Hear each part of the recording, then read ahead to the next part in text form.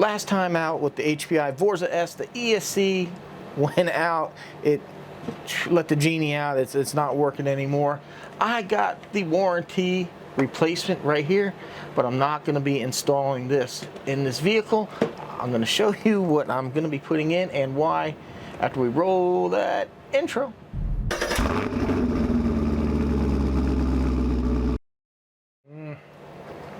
It's the good stuff, gotta have it. Hello everyone, welcome back to the channel.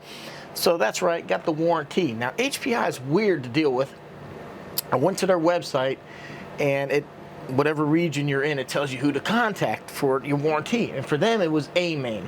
Now I was worried because I bought this from Tyson at Garage Life RC.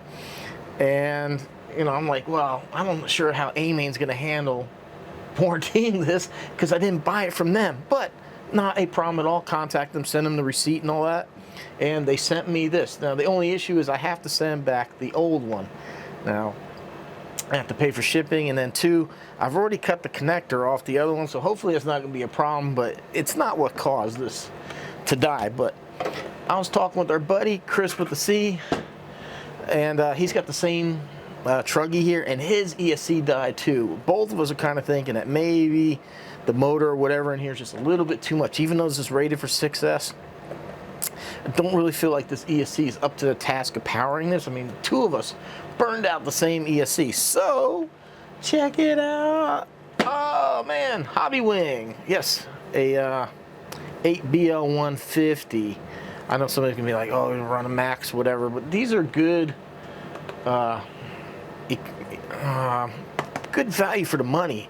I'm not going crazy with this thing. It's just a good ground pounder, so I don't really feel like I need like all that the Max whatever could offer, the Max 6, but yeah, 6. So it's 150 amp, similar to, I believe this is a 150 as well. Yes, 150 amp continuous, 950 burst. So I really don't know if that's up to. So I'm gonna put the Hobbywing in here, and hopefully it will survive this.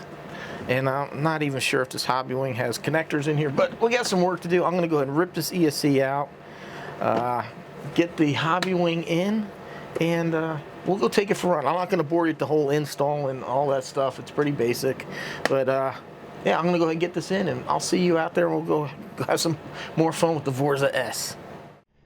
Well, everyone, I found out the problem as to why the ESC died. Really didn't die, it just kind of lost signal.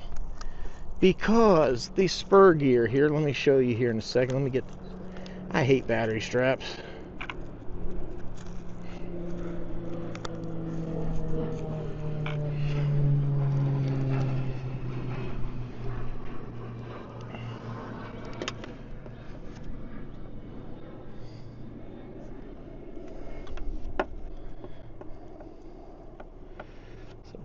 Right down in here is a plastic channel that the ESC wires were run under, and if you look, you can maybe see, I'll put a picture up, there's a the spur gear cut right into it, so it cut the signal wire. So now I have the wires, you can see,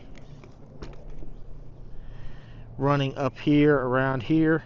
I felt like I could have used the other ESC then at that point, because it wasn't, I didn't cook the ESC, it wasn't fried, it was the fact that we chewed through the wire. But the other ESC has long wires about this long, and then you had this thing with wires this long, and you had this whole big clump of wires with nowhere to go. They were all over the place. So with the quick run here, these aren't that bad. These aren't like the Max 6, Max 8. These are, the quick runs are way more affordable.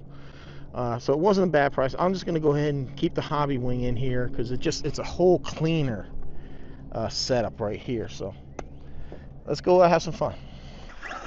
Well, I'm glad I had the RC leading the way because I drove down that drainage area, and when it went in there, man, that thing got submerged.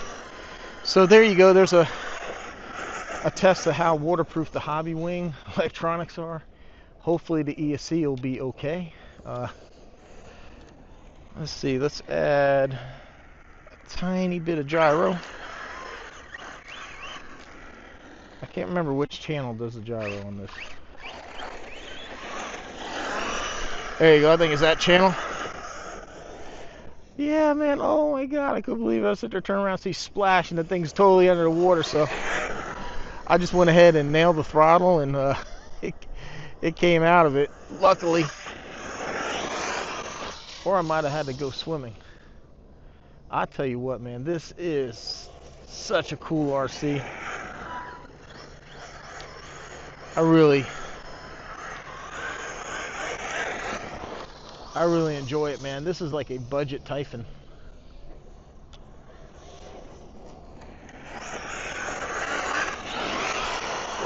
Golly, it just sounds. Now, if you buy one, I really recommend you check the routing of the wires for that ESC. I mean, it could just be a fluke. It could be maybe that plastic got deformed or whatever happened, but it is definitely worth you taking a second and checking it. Because like I said, me and Chris with the C, we both had similar issues with our ESC dying. And I haven't heard back from him if he's looked at his yet to see if that was the cause, but I kind of think it was. Man, I have not checked any of the settings on this ESC as to what like the servo or the punch or any of that is. I figure I'm just gonna run it out of the box and see. I guess I should have checked, but I feel it's doing pretty good, man. I'm happy with this.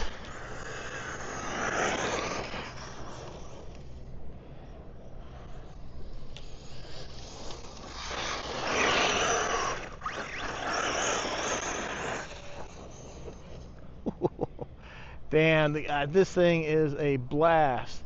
Now granted, out of the box, we did have to put some work into it. The springs were just, there was no excuse to ship it with the springs that were on it. I just don't even see how the car, how they expect it to even become to be drivable like that. But if you guys missed that, I put like the, what's the other company version of this? It's like HP or whatever. I forget. I put those springs on here, and man, what a difference. Look at it.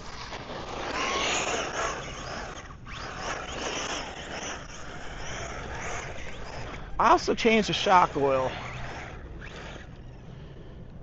What? Uh-oh. Look at how bad it's kicking. We lost front drive. Yep. I bet it's probably just something easy, like the pinion came loose. Or not the pinion, the grub. This is something else I need to do. I need to freaking put tethers on here, because like that, I just shot that body clip.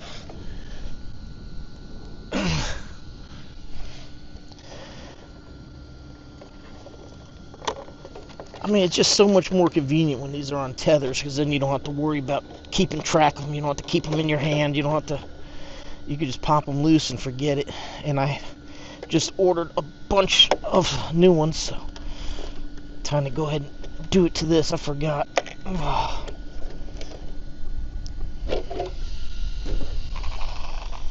See, look at this too, man. This thing's rubbing the damn servo.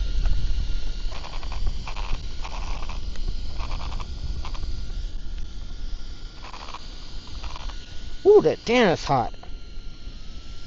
Oh, look at that. That thing wasn't spinning.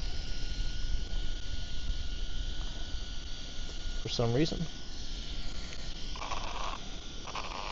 Well, that's weird.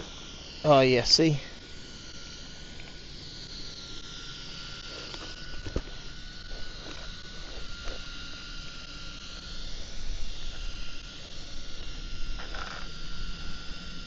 Yeah, see, the cups, if I put all four on the ground, that cup right there spins. I know you really can't see it, but when I do this, it's not spinning. So, basically, if you don't know, right here